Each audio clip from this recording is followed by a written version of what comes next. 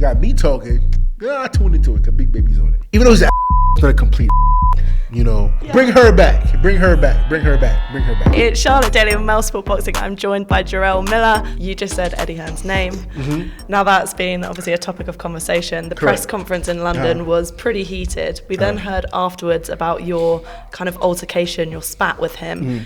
In your words then, what happened? What went down? I was mad at Eddie. And yes, I do want to kick his ass.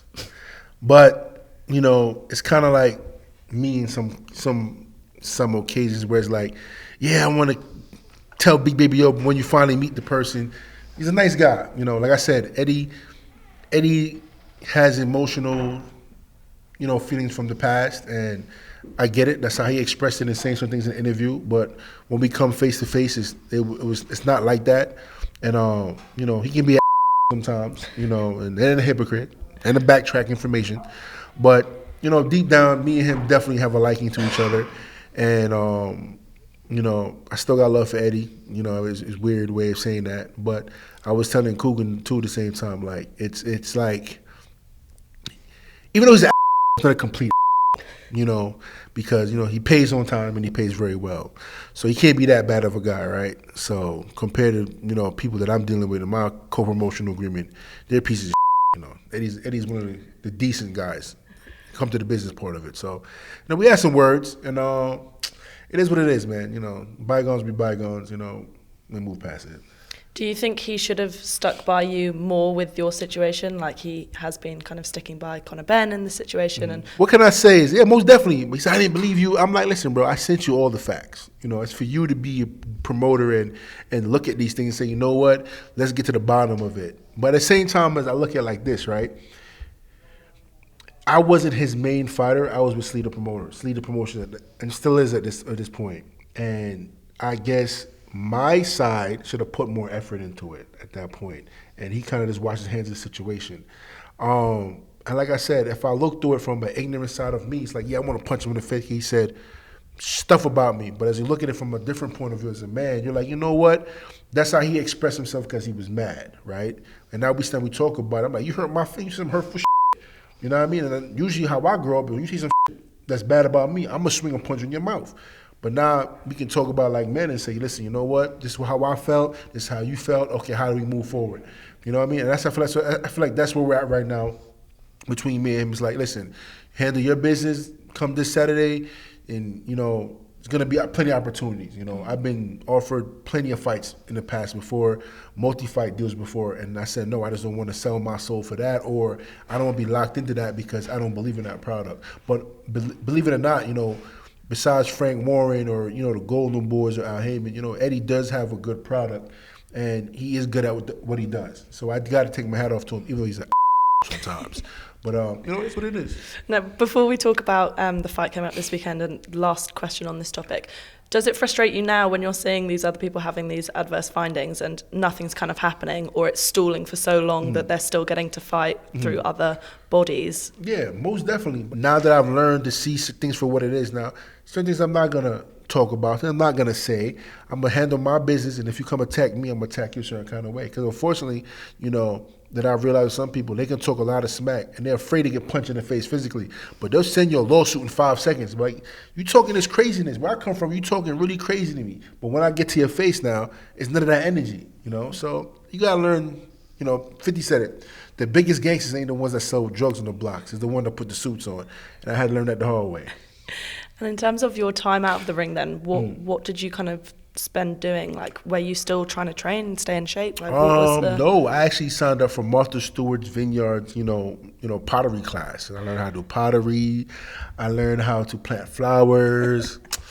I can make a mean cup of espresso now, like that. I really kind of like, how you say, domesticated a little bit, Nah, I ain't doing none of that. Actually, I was on a farm for a little while in Florida, kind of just like stayed away from people, kind of refigured out what I want to do in life, and trying to get my family back in order. Went through a divorce and stuff like that. And a lot of people in my corner thought had my back, didn't. Financially, of course, it was definitely tough, but I'm a pretty smart dude. I kind of figure out how to maneuver, and I can sell bottle water to another bottle of water. You know what I mean? I'm just gangster like that. So I just kind of just take a step back and look at it from a bigger picture. And I'm blessed in a way because I'm still healthy. I'm still young, smart, a little wiser now, and I know exactly where I need to go. I know exactly how to get there. I already went through the tough routes. I took my lickings. I took my beatings already. Now, be smart about it and just keep moving forward, And being smart about it moving forward, Saudi Arabia, massive payday. Everyone on the card has already said that it's financially rewarding. Obviously taking on Daniel Dubois. Did you watch that fight with Usyk? I'm sure you did. What did you make of the low blow, not low blow situation? I think the shot was definitely still a little high in the body. I don't think it was exact low blow. You could argue with that. But, if you take it from just that one point of view, right? In fight game, things happen. And if that one mistake by the referee would have went the other way, Dubois would have won. But Dubois has to still have the warrior mentality to say, listen, I didn't get it this time. I have, 5, I don't know what round it happened, 5, 6 more rounds. I'm going to get him again. I'm going to keep pushing forward. I'm going to keep pressing him. And you never know how the outcome would have came. But mentally, that decision right there kind of broke Dubois' confidence down and ended his demise at the end where he got knocked out with a jab. So that shows you his mental fortitude, and how he reacts to certain things. But that's the boxing game. You just can't quit because something doesn't happen in the fight your way. And that's boxing. You got to kind of readjust to it. So, I watched the fight plenty of time. Matter of fact, I've watched Daniel Dubois' Instagram every day. Like, I'm a stalker, bro. Like, it's weird. Like, I realized that. I didn't believe it at first because I'm like, nah, I'm not like that. But, even before the AJ fight, like, I'll be stalking dude's page like, yeah, what do you eat for breakfast? Word. Like, did you do cardio at nighttime? Oh, that's his girlfriend? I'm following his girlfriend. Oh, yeah, she she cooking with corn oil? Oh, yeah, he gonna be out of shit. Like, I'm like that. Paranoid, like I'm like paranoid to where I'm stalking guys. You know what I'm trying to say? Like, I think I actually heard that Dubois actually lost his virginity in August. Like, this is what I'm hearing. You know what I mean? So this is so funny that after the Usyk fight, he finally got laid. So I guess he's finally a man now. So I'm gonna whoop his ass. Quite literally left no stone unturned. Oh no, I trained. I did my homework on him. His trainer Don Charles, his sparring partners Stewart, the other guy. I don't know. I knew all his sparring partners that there's no one that can mimic me. That's number one. That is the worst mistake you can do, trying to find a 335-pound guy that can mimic a guy that throw 80 punches around. There's no person on the planet that does what I do. So he brought in some guys. One was big, like really out of shape. He doesn't really have no heart. I don't think he can ever, mimic my style. But, I feel like they had a big body in front of him, and that's the best they can do. So you're not impressed by his kind of sparring and his build-up? No, hell no. So, okay, then talk to me about your sparring and your build-up then. So my sparring was I found a bunch of, guys that I know that quit football, they quit soccer, they quit baseball, and I just put them in a boxing ring and chased them, and they just quit. So that was kind of like my, this guy's going to quit somewhere in the middle of the fight, So that was my training for this guy. Now I had some decent sparring. I had some good guys, 6'6", 6'5", 6'4" guys. I sparred, I think, 20 rounds one day straight. Just be relaxed. I'm a kind of person where I'm very mental, where if I'm not in the ring and I'm not having fun, then I need to spar again. So once I get to a point where I'm so exhausted and I'm still in there playing my James Brown and I'm having fun and I'm kicking your ass and I'm taking some shots, now I'm in shape because now I'm having fun. The thing is, the worst thing you could do is be in a fight and you're like, oh my gosh, the walls are closing in. What am I going to do now? And you can't think. You got to be able to think on your feet. You got to think when you're tired. You got to think when you're hurt. You got to think when you're backing up. You got to think when things are not going your way. But you got to still have fun. Once you have fun, the muscles, the body relax. Your mental relax. All right, he's hitting me with some right hands and some good shots. All right, my nose is busted, but it's all right. I'm still looking pretty. I got something going to come for his ass. So it's a mental mind game. I don't want to say, I've been cursing the whole entire time.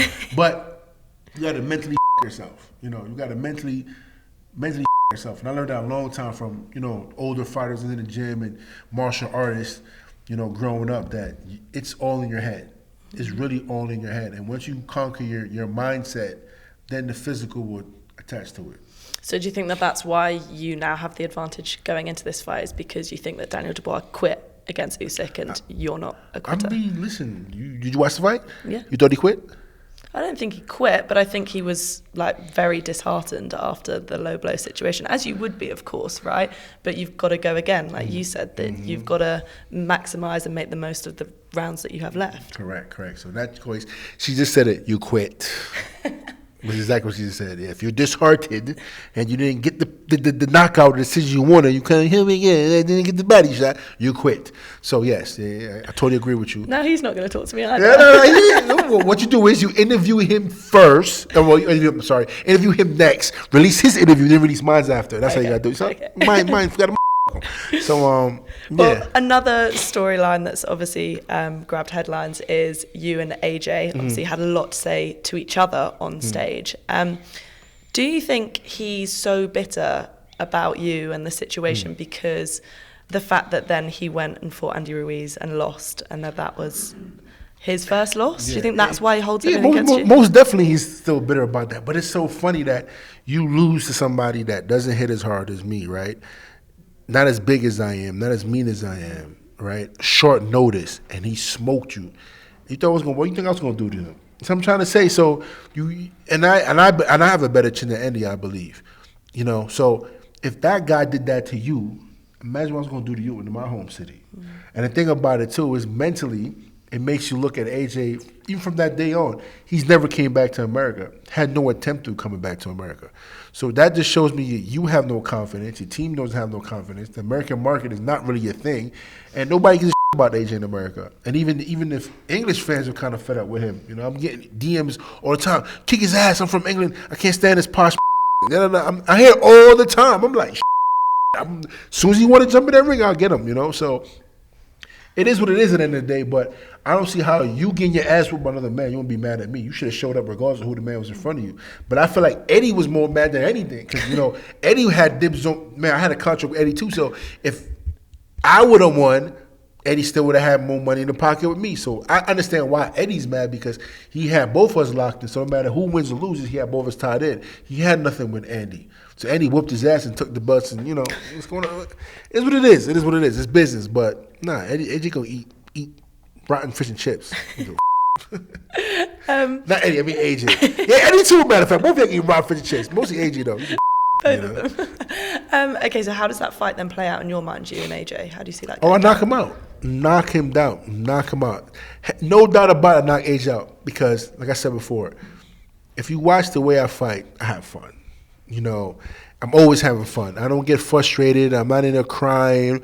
Oh, my God, you're not entertained. I'm going there having fun. I'm handling my job. And the thing about me, too, if you watch, even the way I throw a lot of my punches, I'm not sitting on a lot of my punches. It's me just touching you until you probably give up. And then I probably send a couple shots here and there. And that's what I took away from my last fight with Brown was, you know, I kind of just want to get the rust off. I just was swinging for the fences. And I wasn't sitting on my shots. You know, I had a really short camp for that fight. But this camp, I went back to the basics. I went back to the projects in Brooklyn where I started training at and went back to ground zero, man, like really sitting on my shots, picking my shots, turning the person, moving ahead. So, like I said, it's going to be a totally different fighter than what I was when I fought Lucas Brown back to before the whole shenanigans, before the AJ fight. Like, I went back into my box like, yeah, bro, we going back to the Brooklyn beatdown days. That's what's going to happen at Dubois. You said there about the fact that you were shaking off rust and things like that. Do you now want to stay super active? Like, could we see you coming out in maybe February on that card? I mean, you know, inshallah, you know, if God wills it, man, I would definitely be back February, March for sure. I mean, you know, I've had some words with very powerful people here, and they're very entertaining. Right, just from the press conference alone, I said, you ain't seen nothing yet. So, yes, you know, February be good. You know, I think March would be a little more desirable, only because the beginning of the year, you know, in America is really crazy, and I haven't got to spend time with my kids the last 6 weeks. So I don't give them like a 2 weeks home, and then, you know, right back in the camp.